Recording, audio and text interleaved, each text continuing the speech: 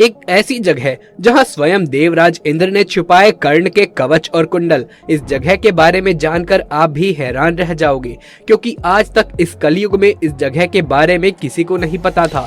और यहीं रखे हैं सूर्यपुत्र दानवीर कर्ण के कवच और कुंडल।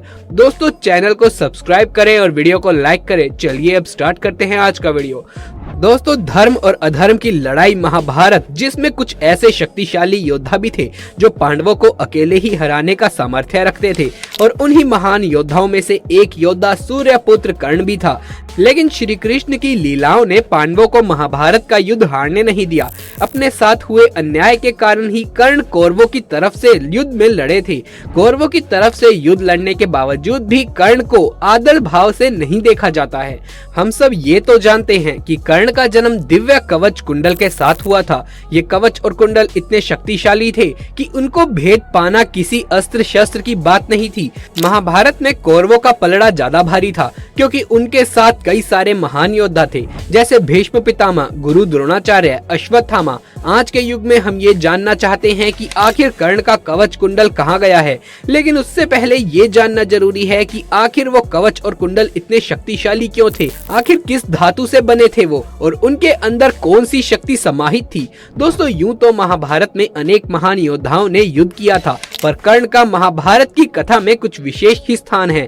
कर्ण के जीवन में ऐसी अनेकों घटनाएं घटित हुई जो उनके जीवन को एक अलग मोड़ देती चली गई। और उनके जीवन की सबसे विचित्र घटना उनके जन्म से ही जुड़ी हुई है, उनके कवच और कुंडल प्राप्त करने की घटना। आखिर ऐसा क्या खास था उनके कवच और कुंडल में? क्या सच में कोई ऐसा कवच हो सकता है जो शरीर का अंग न होते हुए भी इतना लचीला हो जितना कि हमारी त्वचा? आइए कर्ण के कवच और कुंडल को वैज्ञानिक दृष्टिकोण से जोड़कर समझने की कोशिश करें। हो सकता है कि आप इन तथ्यों से असहमत हों, पर आप अपने विचार हमें कमेंट बॉक्स में लिखकर जरूर बता सकते हैं। महाभारत कथा के अनुसार कर्ण का जन्म कवच और कुंडल के साथ ही हुआ था। दुर्वासा ऋषि द्वारा दिए गए मंत्र से कुंती प्रत्यक्ष देवता सूर्य देव को बुला लेती है।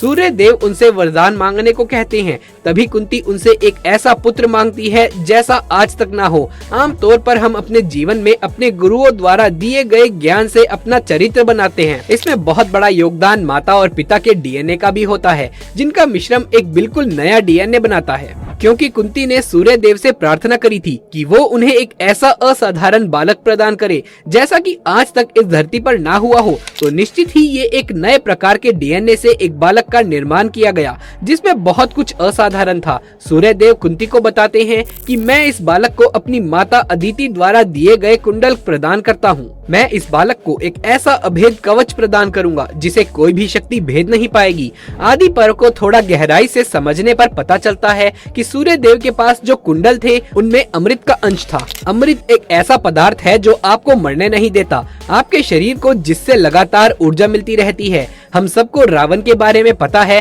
कि किस तरीके से रावण की नाभि में अमृत का अंश था। जब भी श्री राम रावण का एक सर काट देते थे तो तुरंत एक नया सर उसकी जगह आ जाता था। तब विभीषण के बताने पर श्री राम ने पहले उस अमृत को नष्ट किया, तब जाकर रावण का वध संभव हो पाया। आदि पर्व में इसका साफ उल्लेख मिलता है कि कर्ण के कुंडल जो उनके शरीर का ही भाग थे, उनमें अमृत का अंश था। इस अमृत के कारण ही वो हमेशा ही जोश से भरे रहते थे। लगातार युद्ध करने पर भी वो थकते नहीं थे। पांडवों का बड़ा भाई होते हुए भी महाभारत कथा में कर्ण को न जाने कितनी बार सदैव युवा योद्धा से अलंकृत किया गया है। निश्चित ही उस समय अमृत या अमृत जैसा पदार्थ कोई ऐसा ऊर्जा का स्रोत रहा होगा जो शरीर की अंदरूनी शक्ति को कई गुना बढ़ा देता हो। जिस प्रकार हमारे घाव थोड़े समय में भर जाते हैं, पर अगर इस प्रक्रिया को किसी तरह तीव्र कर दिया जाए तो हमारे घाव तुरंत भर जाएंगे। जिस तरीके से छिपकली की पूंछ दोबारा उग जाती है, इस तरीके के बदलाव मानव शरीर में लाना, ये आपको सुनने में अभी भले ही असंभव लग रहा हो, लेकिन डीएनए में बदलाव से ऐसा संभव हो सकता है और शायद भविष्य में वैज्ञानिक ऐसा कर भी सके। अब बात करते हैं कर्ण के कवच की कि आखिर किस तरीके से एक ऐसा कवच बनाया जा सकता है जो शरीर का ही एक अंश हो, जिसे उतारने के लिए अपनी त्वचा को ही काटना पड़े। हम कर्ण के कवच को पूरी तरीके से तो समझ नहीं सकते हैं, पर मानव शरीर की संरचना को समझकर थोड़ा करीब जरूर पहुंच सकते हैं। आगे की वीडियो थोड़ी वैज्ञानिक दृष्टिकोण पर आधारित है, इसलिए आगे की वीडियो बहुत ध्यान से सुनिएगा। मानव त्वचा की जो हमारे शरीर की सबसे ऊपरी परत है वो मात्र एक परत नहीं बल्कि 3 विभिन्न परतों से मिलकर बनी हुई है। इन्हें हम एपिडर्मिस, डर्मिस और हाइपोडर्मिस के नाम से जानते हैं। देखिए, नाम सुनकर घबराइएगा नहीं। चलिए आपकी सुविधा के लिए इसे थोड़ा आसान करते हैं। हम इसे बुलाएंगे त्वचा की सबसे ऊपरी परत, बीच की परत और सबसे नीचे वाली परत। सबसे ऊपर वाली परत जिसे हम एपिडर्मिस कहते हैं वो छोटे छोटे रेशों से बनी हुई होती है जो काफी रूखी और सख्त होती है। इस परत पर किसी तरह की रक्त धमनियां नहीं होती है। यही वो परत है जिससे कर्ण का कवच बना था। बीच वाली परत यानी डर्मिस परत ये त्वचा को लचीलापन देती है। इसी परत पर वो सारी ग्रंथियां होती हैं जो मस्तिष्क तक त्वचा द्वारा एकत्रित की गई सारी सूचना भेजती हैं। और सबसे निचली परत यानी हाइपोडर्मिस परत ये वो है जो त्वचा को हमारी मांसपेशियों से जोड़ती है। कर्ण का कवच सबसे ऊपरी परत को कहा गया था जो छोटे छोटे रेशों से बनी हुई है। ये रेशे आपस में इस तरीके से गुथे हुए होते हैं कि ये एक सख्त परत बन जाती है जो हमें बाहरी आघातों से बचाती है। अगर त्वचा के इन छोटे छोटे रेशों को किसी नए ऐसे प्रकार के रेशों से बना दिया जाए जिसमें आघात सहने की क्षमता अद्भुत हो तो ये एक नए किस्म की त्वचा ही बन जाएगी। दोस्तों, आपने मकड़ी का जाला तो जरूर ही देखा होगा। आपने देखा होगा किस तरीके से उड़ता हुआ कीट पतंगा उसमें आकर फंस जाता है। टकराने के बावजूद भी मकड़ी का जाला टूटता नहीं है। ये जाला कितना लचीला और अत्यधिक मजबूत होता है, स्टील से 20 गुना ज्यादा ताकतवर लेकिन लचीला। अगर त्वचा की ऊपरी परत को किसी ऐसे ही रेशे से बना दिया जाए और उसका घनत्व बहुत ज्यादा हो तो इसे बहुत मजबूत बनाया जा सकता है जिस पर हर प्रकार का प्रहार विफल हो जाए। आजकल कुछ वैज्ञानिक इस तरह की नई त्वचा पर प्रयोग भी कर रहे हैं जो शायद एक दिन सफल भी हो जाएं। दोस्तों, हम सभी जानते हैं कि महाभारत काल में बहुत से योद्धाओं को विभिन्न विभिन्न देवताओं से प्राप्त किया गया था। ये सब अपने साथ अलग अलग गुण या यूं कहें कि बिल्कुल एक नए डीएनए को लेकर पैदा हुए थे। निश्चित ही ऐसे विलक्षण वीरों को कुछ अलग तरीके से तैयार किया गया होगा। आज का विज्ञान भी ऐसे डीएनए बनाने में सक्षम नहीं है जिससे शरीर कोई भी बीमारी को ना पकड़े, ऐसा शरीर जिसमें कुछ भी सहन करने की क्षमता हो। हमने कर्ण के कवच को वैज्ञानिक तरीके से समझने की एक कोशिश करी है। हो सकता है कि कवच किसी और तरीके से बना हो। अगर आपको लगता है कि कर्ण का कवच कुछ इस तरीके से बना होगा तो आपकी राय नीचे कमेंट बॉक्स में लिखकर हमें जरूर बताइएगा।